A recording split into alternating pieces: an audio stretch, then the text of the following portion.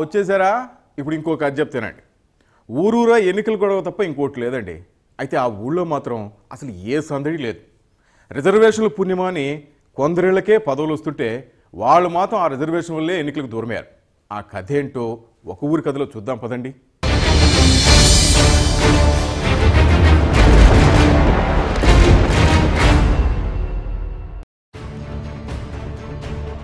పంచాయతీ ఎన్నికల్లో ఎవరు గెలుస్తారు, ఎవరు ఓడుతారు? ప్రస్తుతం రాష్ట్రంలో ఏ గ్రామంలో చూసినా ఇదే చర్చ. కానీ పశ్చిమ గోదావరి జిల్లా మొగల్తూరు మండలంలోని ముత్యాలపల్లి మోడిలో మాత్రం అసలు ఎన్నికల సందడే లేదు. ఈ గ్రామస్తులను 2 సమస్యలు ఏళ్ల తరబడి ఇబ్బంది పెడుతున్నాయి. దీంతో సమస్యలు పరిష్కరిస్తేనే ఎన్నికలు జరగనిస్తామంటూ పట్టుపట్టారు ఇక్కడి జనం. ఈ గ్రామస్తులు మండల కేంద్రానికి వెళ్లాలంటే పడవపై ఉప్పుటేరు కాలువ దాటి వెళ్లాలి.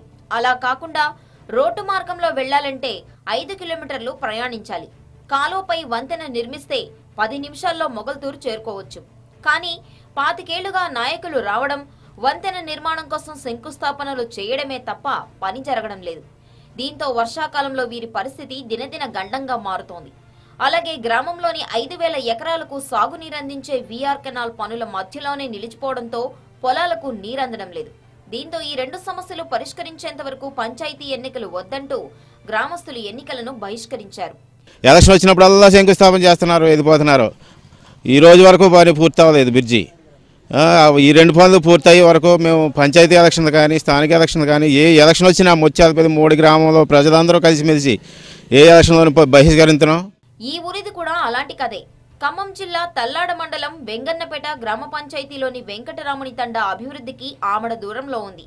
అడవి తల్లినే నమ్ముకుని జీవనం సాగిస్తున్న ఈ గిరిజనులు వర్షాకాలం వస్తే ప్రాణాలు అరచేతిలో పెట్టుకుని జీవించాలి. తాగునీరు దగ్గర నుంచి వైద్య సదుపాయం వరకు అన్నిటికీ కష్టాలే.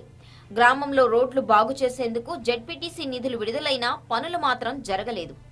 ఇన్ని సమస్యలతో విసిగిన ఈ గ్రామస్తులు పంచాయతీ ఎన్నికలను బహిష్కరించాలని నిర్ణయం తీసుకున్నారు.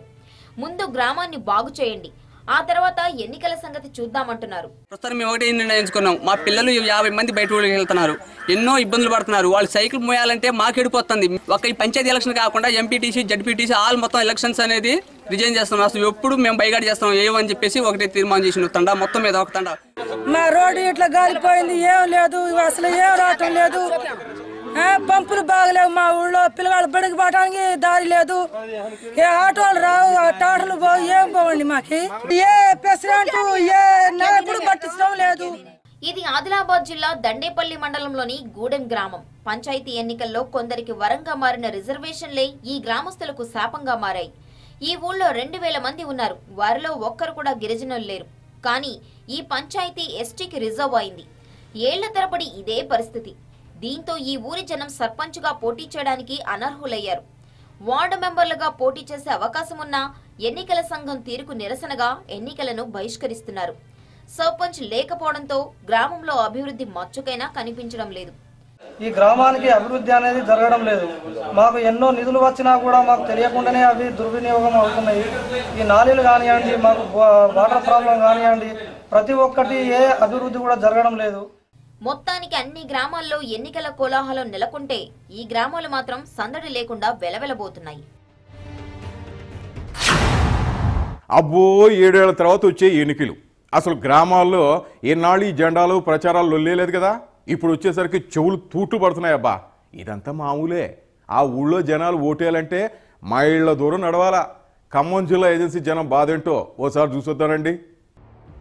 ఖమ్మం జిల్లాలో 758 పంచాయతీలకు ఎన్నికలు నిర్వహిస్తున్నారు. దీనికి గాను 7,886 వార్డుల్లో 8,060 పోలింగ్ స్టేషన్లు ఏర్పాటు చేసేందుకు అధికారులు చర్యలు చేపడుతున్నారు. పల్లెలకు దగ్గరలో ఉన్న పోలింగ్ కేంద్రాల్లో మాత్రమే ఎలక్షన్ హడావిడి కనిపిస్తుంది. పోలింగ్ కేంద్రాలు దూరంగా ఏర్పాటు చేసిన పల్లెవాసులు మాత్రం ఓటు కోసం కిలోమీటర్ల ప్రయాణం చేయలేక ఆందోళన వ్యక్తం చేస్తున్నారు.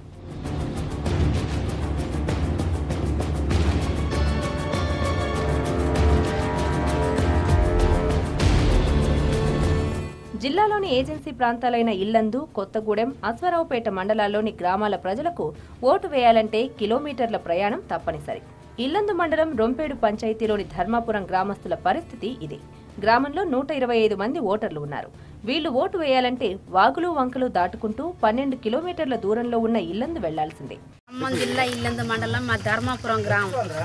ధర్మాపురం గ్రామం నుంచి మేము నడుచుకుంటూ పోవాలన్నా మాకు బస్సు సహకారం లేదు. మా దాదాపుగా మాకు 300 ఓట్ల చిల్లర ఉన్నాయి. 10 కిలోమీటర్లు మేము నడుచుకుంటూ పోవాలంటే మాకు ఇబ్బంది. మాది ఎంపీ గ్రామం. ఇదే మండలంలోని వీరాపురం, ధర్మతండా ఓటర్ల పరిస్థితి కూడా ఇలాంటిదే. కొత్తగూడెం మండలంలోని బంగారుచలక పంచాయతీ పరిధిలో గిప్పగుట్ట, గంగబంధం ఓటర్లు ఓటు వేయాలంటే కిన్నెరసాని నదిని దాటి రావాల్సిందే. భారీ వర్షం వస్తే ఇక ఓటు వేయలేని పరిస్థితి. సర్పంచ్ ఎలక్షన్స్ మా ఊరు నుండి ఆర్లగన్ నుండి బంగారుచలకు వచ్చి ఓట్లు వేయాలి. 10 కిలోమీటర్ల దూరం నుండి అక్కడ రావడానికి రోడ్ సౌకర్యం కూడా సక్రమంగా లేదు. వర్షాలు వస్తే ఇబ్బంది. అట్లాంటి పరిస్థితుల్లో ఈరోజు నాయకులు కానీ అధికారులు కానీ ఎలక్షన్స్ మీద పెట్టినంత దృష్టి రోడ్ల మీద, మా గ్రామ సమస్యల మీద ఎవరు పట్టించుకోవట్లేదు. అశ్వారావుపేట మండలం గోగులపూడి వాసులు కూడా ఓటు వేయాలంటే 13 కిలోమీటర్లు నడిచి కన్నాయిగూడెం రావాల్సిందే. గుట్టలపై ఉన్న ఈ గ్రామస్తులకు రవాణా సౌకర్యం కూడా లేకపోవడంతో నడిచి వెళ్లాల్సిందే. ఓట్లు వేయాలంటే 15 కిలోమీటర్ దూరం నడవాల్సి వస్తుంది. ముసలి వాళ్ళు ఉన్నారు, ఆగులు వంకలు ఒడ్లు ఎంత తిరుక్కుండా పోవాలంటే మేము పోలేని పరిస్థితిలో ఉన్నాం. అధికారులను కోరుతున్నాం. ఇక్కడనే మా ధర్మాపురం గ్రామ పంచాయతీ ఇక్కడనే బూతు పెట్టాలని కోరుతాను. పంచాయతీ ఎన్నికలకు అన్ని ఏర్పాట్లు పూర్తి చేశామని గొప్పలు చెప్పుకుంటున్న అధికారులు మారుమూల గ్రామాల్లో పోలింగ్ బూత్లపై దృష్టి సారించాలని కోరుతున్నారు ప్రజలు. దూరంగా ఉన్న పోలింగ్ కేంద్రాల్ని గ్రామాలకు దగ్గరలో ఏర్పాటు చేయడం వల్ల ఎక్కువ మంది ప్రజలు ఓటు హక్కు వినియోగించుకునే అవకాశం కలుగుతుందని చెబుతున్నారు. అదృష్టం కలిసి వస్తే అందరం ఎక్కుతారన్న సామెత ఆమెకు అక్షరాల సరిపోతుంది. పంచాయతీ రిజర్వేషన్తో దశ తిరిగింది. గ్రామంలో బీసీలు ఎవరు లేకపోవడం వరమైంది. ఇంకేముంది, సర్పంచ్ పదవి ఇంటికి నడిచి వచ్చింది.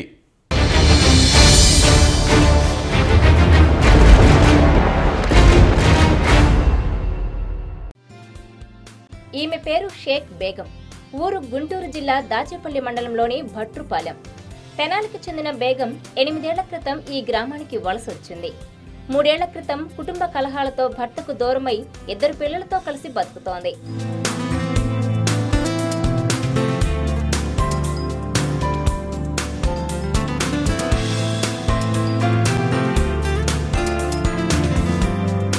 పంచాయతీ ఎన్నికల నేపథ్యంలో గ్రామ సర్పంచ్ పదవిని బీసీ మహిళకు రిజర్వ్ చేశారు అధికారులు. ఊళ్ళో ఓటర్లంతా ఎస్టీలే కావడంతో బీసీ అయిన బేగంకు సర్పంచ్ పదవి దక్కింది. కూలీ పనులు చేసుకుని బతికే తనకు పదవి దక్కడంపై ఆనందం వ్యక్తం చేస్తోంది బేగం. మేము ముట్రపాలకు వచ్చి 8 సంవత్సరాలు అవుతుందండి. ఇంకా బీసీ కింద వచ్చని పిలిచారు. ఇంకా బీసీ కింద ఉందామని చేసుకున్నాం. ఇంక అందరూ పిలిచారు. నామినేషన్ వేస్తున్నాం. మేము అనుకోలేదండి. పైనుంచి వచ్చారని పిలవపంపారు. ఊరు మొత్తం ఒకటయ్యారు. బాగానే చూసుకుంటారు. మా అమ్మాయి చేయండి అంటే పిలవపంపారు. వచ్చాము. వచ్చిన తర్వాత నిలబడాలంటే నిలబడి నామినేషన్ వేస్తామండి అని అన్నాం.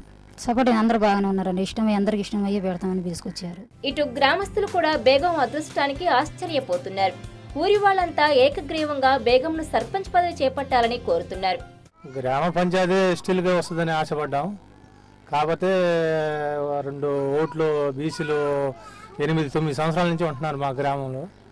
వాళ్ళకు ఓటు హక్కు వచ్చింది కాబట్టి బీసీలకి వచ్చింది సీటు.